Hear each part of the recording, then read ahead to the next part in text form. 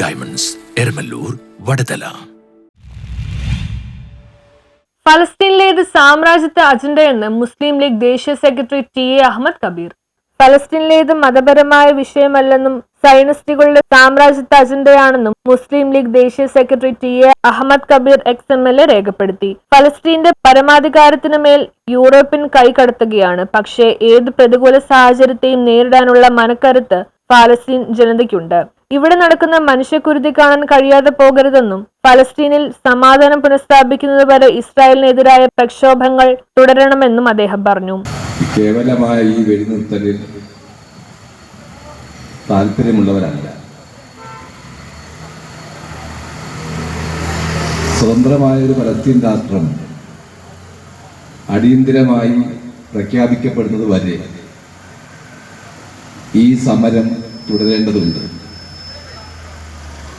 ഇപ്പോൾ USA മുൻകൈയെടുത്ത് വെടിനിർത്തൽ ഉണ്ടായി എന്ന് പറയുന്നതിന് പിന്നിൽ നടന്ന സംഭവങ്ങളെല്ലാം നമുക്കറിയാം. ലോകത്തിന്റെ ജനകീയ അഭിപ്രായം അമേരിക്കക്കെതിരായി തിരിഞ്ഞ ഒരു ഘട്ടത്തിലാണ്, ഇസ്രായേലിനെതിരായി തിരിഞ്ഞ ഒരു ഘട്ടത്തിലാണ്. നിർബന്ധിതമായ സാഹചര്യത്തിൽ ഇങ്ങനെ ഒരു വെടിനിർത്തൽ പ്രഖ്യാപനമുണ്ടായി. അതിന്റെ പിന്നിൽ പോലും ഗൂഢാലോചനയുണ്ട്. ഫലസ്തീനിലെ ഇസ്രായേൽ കൂട്ടക്കുരുതിക്കെതിരെ മുസ്ലിം ലീഗ് പല്ലാരിമംഗലം പഞ്ചായത്ത് കമ്മിറ്റി സംഘടിപ്പിച്ച ഫലസ്തീൻ ഐക്യദാർഢ്യ റാലിക്ക് ശേഷം നടന്ന പൊതുസമ്മേളനം ഉദ്ഘാടനം ചെയ്ത് സംസാരിക്കുകയായിരുന്നു അദ്ദേഹം. സമ്മേളനത്തിൽ പഞ്ചായത്ത് മുസ്ലിം ലീഗ് പ്രസിഡന്റ് KM നിലാർ അധ്യക്ഷനായി.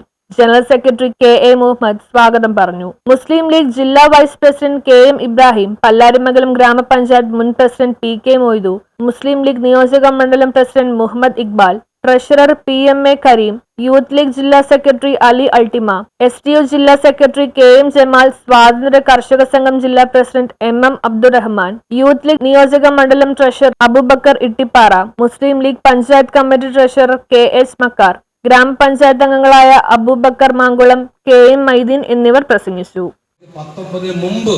4 വർഷം മുമ്പ് 1915 ലണ്ടനിൽ കൂടിയ ഒരു രഹസ്യ യോഗത്തിൽ ഉസ്മാനിയ ഖിലാഫത്തിന് കീഴിലുള്ള രാജ്യങ്ങൾ എന്ത് ചെയ്യണമെന്ന് അവർ തീരുമാനിച്ചു കഴിഞ്ഞു. 15-ൽ 16-ൽ ആ കരാർ ഒപ്പിട്ടു, ഫ്രാൻസിൽ വെച്ച്, പാരീസിൽ വെച്ച്. അതിൽ പങ്കെടുത്ത പ്രധാനപ്പെട്ട ഉദ്യോഗസ്ഥന്മാർ മാർക്ക് സൈക്സ് എന്ന് പറയുന്ന ബ്രിട്ടീഷുകാരൻ, ഫ്രാൻസിസ് ജോർജ് പിക്കോട്ട് എന്ന് പറയുന്ന ഫ്രഞ്ചുകാരൻ. News bureau, Kothamangalam.